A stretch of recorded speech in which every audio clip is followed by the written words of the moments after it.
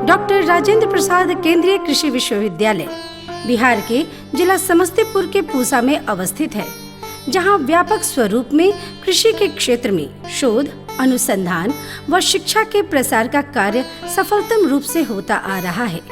विश्वविद्यालय द्वारा कृषि के क्षेत्र में अनेक नवीन कृषि तकनीक, विधि, उन्नत कृषि प्रबंधन के कार्य का प्रसार से आज लाखों किसान आय और रोजगार के अवसर के कारण लाभान्वित हो रहे हैं। इसी क्रम में मशरूम के क्षेत्र में किए जा रहे प्रयास आय एवं रोजगार के क्षेत्र में काफी कारगर साबित हो रहे हैं। मशरूम हमारे भोजन का अब एक अभिन्न अंग बनता जा रहा है। इस विश्वविद्यालय में मशरूम पर पिछले 20 सालों से अनुसंधान कार्य हो रहे हैं और मुझे ये कहते हुए बहुत खुशी हो रही है कि आज की तारीख में मशरूम उत्पादन को हमने बिहार में एक नई ऊंचाई दी है। इस समय करीब बिहार में 15,000 टन से ज़्यादा मशरूम का उत्पादन हो रहा है और इससे 50,000 लोग अपनी रोजगार इसे ग्रहण कर रहे हैं। देश में बढ़ती जनसंख्या और जलवायु परिवर्तन के कारण खेती में लगातार आ रही परेशानियों से निपटने के लिए मशरूम की खेती किसानों की आमदनी का एक कारगर विकल्प है। इसका उत्पादन कम या बिना खेत वाले युवा एवं महिलाओं सभी कर सकते हैं। इसे झोपड़ियों में घर के अंदर या किसी वर्टिकल जगह पर उगाया जा सकता है। उत्पादन विधि से पहले ये जानना जरूरी है कि मशरूम कितने तरह के होते हैं। कृषि वैज्ञानिक उत्पादन विधि के आधार पर इसके 3 तरीके बताते हैं। हमारे यहाँ कुल जमा पहले बटन मशरूम हुआ करता था और एक ओस्टर मशरूम, 2 ही तरह के मुख्यतः चल रहे थे। तो हम लोगों ने अपने अनुसंधान के बेसिस पर ये अभी तीसरा एक जोड़ा है इसमें दुधिया मशरूम है, जो गर्मी के दिनों के लिए मेनली गर्मी और बरसात के दिनों में ये होता है। तो ये 3 के चलते क्या हो गया कि हमारा पूरा का पूरा सालों भर में 10-11 महीने हुआ करते रहे मशरूम की खेती किसान भाई कर सकते हैं, फिर अच्छी आय प्राप्त कर रहे हैं। वरीय वैज्ञानिक डॉक्टर दयाराम किसानों की आर्थिक सेहत सुधारने की दिशा में काम कर रहे हैं। वे अपने काम को लेकर जितने गंभीर रहते हैं, किसानों को लेकर उतने ही संजीदा।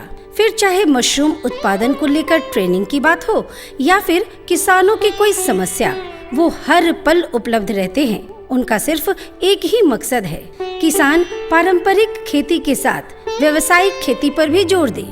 मशरूम की खेती क्या है? खेती बिना खेत का है। इसमें खेत की आवश्यकता नहीं होती है। अगर किसी भी किसान के पास में या किसी भी हमारी महिला बहन के पास में 2000 स्क्वायर फीट अगर जगह है, झोपड़ी है, तो वो उसमें सालों भर मशरूम की खेती करके 50 से 60 क्विंटल मशरूम साल भर में सभी मशरूम को मिला के वो प्राप्त कर सकता है, जो कि बाज़ार में अगर हम बेचते हैं तो हमें 1500 यानी 15,000 रुपया कुंटल के हिसाब से ये कुंटल की बिक्री होगी। क्योंकि 10 से 15 किलो पर डे निकलता है और वो मिला करके एक अच्छी खासी आय होती है।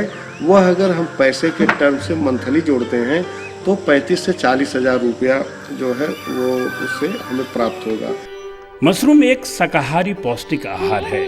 मशरूम में 28 से 30% तक सुपाच्य प्रोटीन पाया जाता है। मशरूम में जो पौष्टिक तत्व उपलब्ध हैं वे इस प्रकार हैं: प्रोटीन, वसा, vitamin A, vitamin B, vitamin D, vitamin E, खनिज तत्व एवं कार्बोहाइड्रेट पाया जाता है।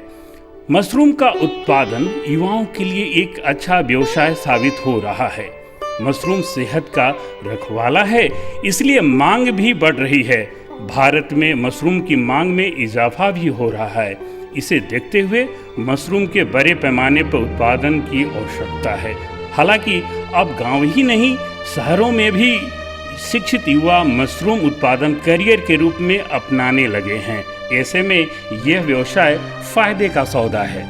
मशरूम उत्पादन में जो 5 हमने पादान रखे हैं, पहला है स्पान प्रोडक्शन, दूसरा है कंपोस्ट प्रोडक्शन, तीसरा इसका उत्पादन और चौथा मार्केटिंग और 5वां इसका प्रिपरेशन प्रोसेसिंग। इन 5 पे अलग अलग तरह के लोगों को रोजगार मिलता है। जैसे स्पान प्रोडक्शन में जो थोड़ा बहुत पढ़ा लिखा है, जो एक लेमिनर फ्लो चला सकता है, उसके लिए रोज़गार है।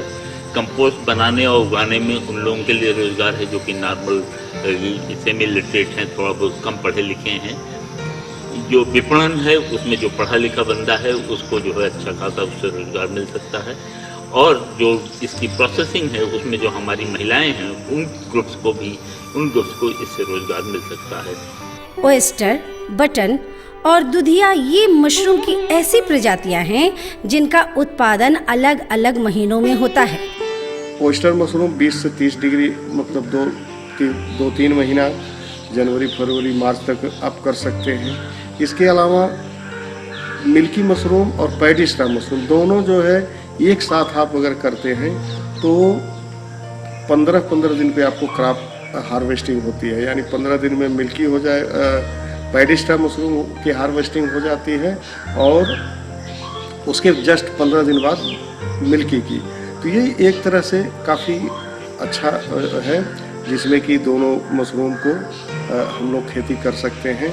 और पैडी स्टार मशरूम एक्सक्लूसिवली पुआल पे ही होता है, तो इसलिए हम लोग के लिए काफ़ी उपयुक्त है। ठंडियाँ जब आती हैं तो ठंडियों में बटन मशरूम जिसकी डिमांड भी काफ़ी है और उस डिमांड के हिसाब से बटन मशरूम काफ़ी उपयुक्त होता है, जिसे 20 से 15 और 20 के बीच में होता है। मेडिसिनल मशरूम भी सेम इसी टेम्परेचर पे होता है, तो हमारे पास ऑप्शन है सिटाके और हेरिसिया में 2 मशरूम की खेती यहाँ पर बड़े आराम से होती है। मशरूम की खेती को छोटी जगह में कम लागत में शुरू किया जा सकता है और लागत की तुलना में मुनाफा कई गुना ज्यादा होता है। इस कार्य में स्वयंसेवी संस्थाएं, प्रगतिशील किसान का अहम योगदान मिल रहा है। जैसा कभी आप देख रहे हैं कि यहाँ पर कोविड-19 के चक्कर में हमारे बाहर से काफ़ी लोग बेरोजगार हो गए। उनके लिए ये इतना लाभदायक है कि उनको पूंजी की बिल्कुल नहीं ज़रूरत है, उसमें जो है 1500 से वो अपना जीवन शुरू कर सकते हैं और काफ़ी अच्छा है। इसके अलावा हमारे विश्वविद्यालय भी उनको हर तरह की मदद देने को तैयार है। बिहार सरकार और केंद्र सरकार भी इनको हमारे मशरूम के ऊपर काफ़ी चीज़ें मतलब उनको हेल्प करता है। मशरूम उत्पादन में इस्तेमाल होने वाला भूसा का इस्तेमाल दूसरे काम में भी लिया जा सकता है। ओयस्टर मशरूम में इस्तेमाल भूसा पशु आहार के काम में भी आता है, क्योंकि मशरूम उत्पादन में उसमें प्रोटीन की मात्रा काफी बढ़ जाती है, जो दुधारू पशुओं के लिए फायदेमंद होती है। जबकि दुधिया और बटन मशरूम में इस्तेमाल मटेरियल कंपोस्ट का काम करता है, जिसे हम खेती के काम में इस्तेमाल करते हैं, जिससे किसानों के खाद की लागत कम हो जाती है। जब हम मशरूम को उत्पादन कर लेते हैं तो उसका जो सबस्ट्रेट बच जाता है वह ओयस्टर का, पैडिस्ट्रा का और मिल्की का, चूँकि मिल्की में केसिंग होती है, केसिंग हटा दीजिए, तीनों का पशु आहार में बहुत उत्तम फायदा करता है। बटन मशरूम का अगर हम एग्जाम्पल लें तो बटन मशरूम खेत में एक उत्तम खाद का काम करता है। तो इस तरह से हम देखते हैं कि मशरूम उत्पादन अगर हम करते हैं तो यहाँ 3 बातें आवश्यक हो जाती हैं जिसका समाधान होता है। एक तो भूसा पुआल जो हमारे एग्रो वेस्ट है, उन्हें जलाने की जरूरत नहीं पड़ेगी, उसको कन्वर्जन हो गया, उसको उत्पादन के पश्चात उसमें से मशरूम निकला जिसे हम लोग भी इस्तेमाल किया, उसका जो भूसा बचा उसे कुछ पशुओं को दिया और शेष जो है खेत की उर्वरा शक्ति बढ़ाने के लिए हम लोग देते हैं।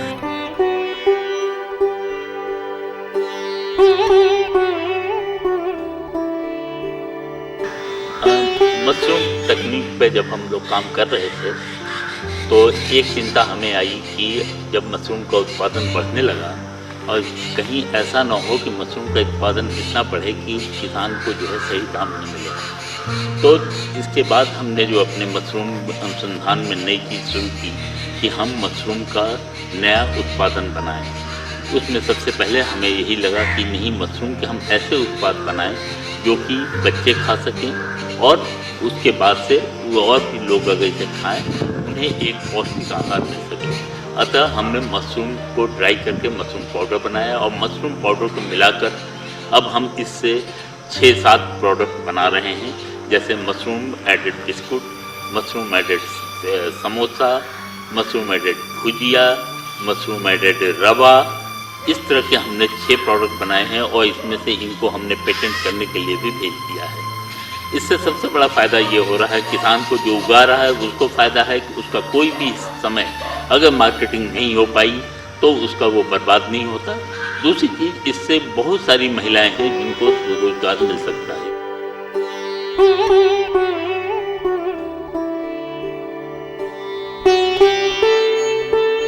मशरूम की खेती करने के लिए किसानों के बीच में 2-3 हम लोग करते हैं। एक तो उत्पादन की ट्रेनिंग उनको देते हैं, स्पॉन बनाने, बीज बनाने की ट्रेनिंग देते हैं, और तीसरा जो सबसे इम्पोर्टेंट आजकल है कि वो हम लोग उसका प्रोसेसिंग करने का देते हैं, चाहे वो ड्राई करके करें या अलग अलग उसका प्रोडक्ट बनाएं। तो जो हमारे प्रोडक्ट बनाने के लिए भी हम लोगों ने ट्रेनिंग दे रहे हैं, और ऑलरेडी हमारे विश्वविद्यालय से करीब करीब 6 प्रोडक्ट बने हैं जो मार्केट में उपलब्ध हैं। और उससे अगर ये तकनीक को अपना प्रोसेसिंग के रूप में अगर जो कोई अपनाना चाहते हैं तो उनके ट्रेनिंग उपलब्ध, हम लोग बराबर ट्रेनिंग करा रहे हैं, और इसके चलते उनकी गुणवत्तापूर्ण उत्पाद जब बनेंगे तो उनको उसका पैसा ज़्यादा मिलेगा, तो इस ढंग से उनकी आय में काफ़ी वृद्धि होगी।